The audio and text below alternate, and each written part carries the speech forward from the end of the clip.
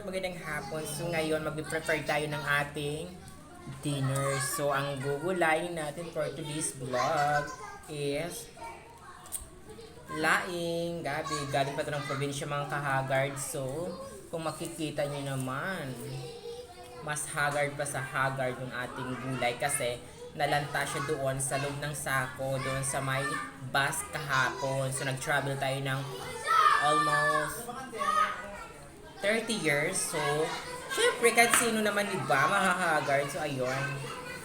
Pero, pwede pa naman siyang gulayin. Lalagyan natin siya ng konting karne ng baboy. So, see you later mga kahagard.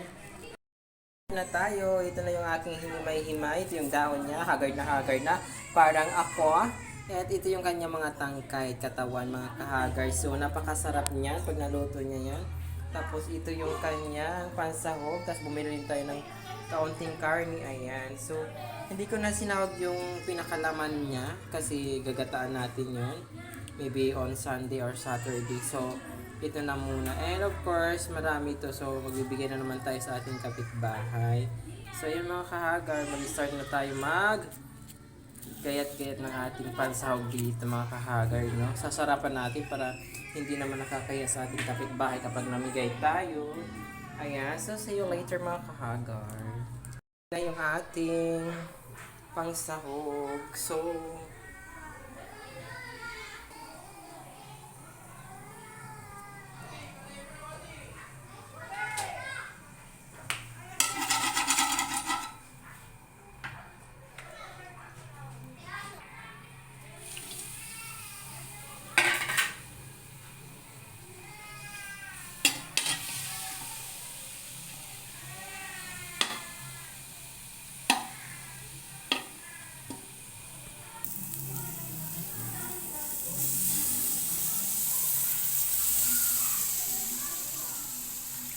ayan, so lagay na natin yung ating gata.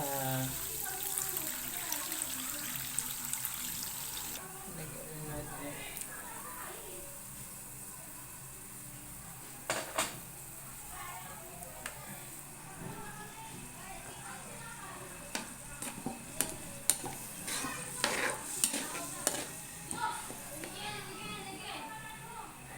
Ayan, nilagay ko na yung ating dahon ng gabi.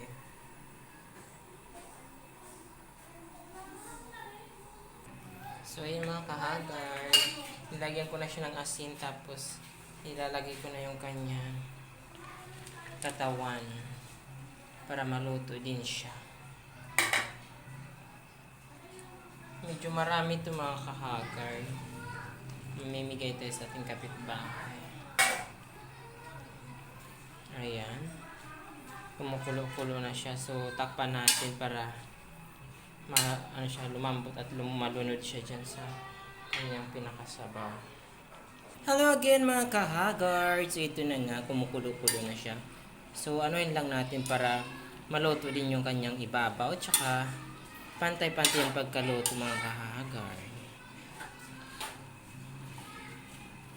Ayan. PM lang po sa mga gusto magpaluto. Charot.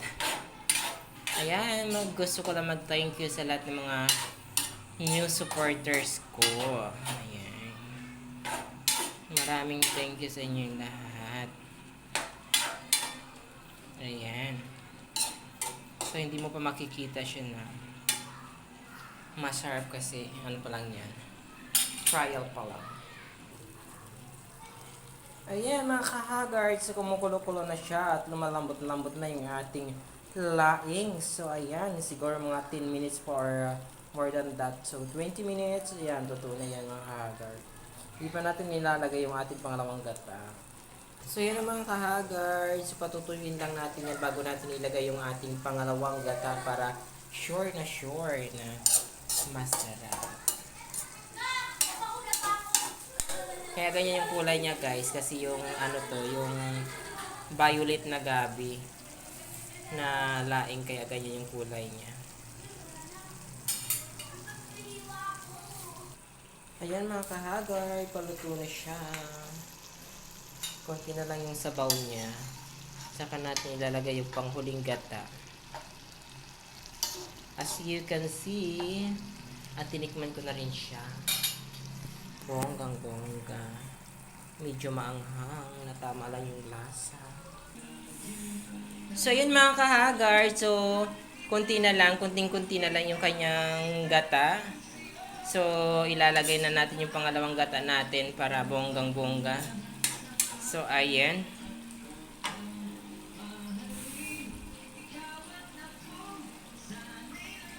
Kaya ganyang kulay niya mga kahagar kasi yung ano to, yung gabing kulay violet. Masarap to.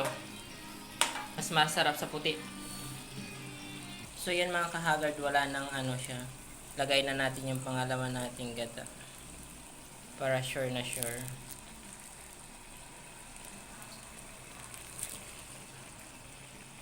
Ayan. Para, ano siya, gatang-gata at lasang-lasang, ano, lasang-lasang laing.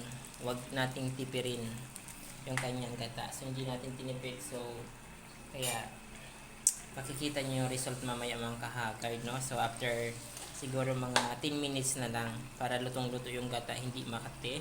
And, ayan. So, sa mga nag-subscribe sa ating YouTube channel at nag-follow sa ating Facebook page, thank you so much sa inyong lahat. Ayan. Stay safe and God bless ating lahat mga kahagard. So, yan mga kahagard. Luto na yung ating laing.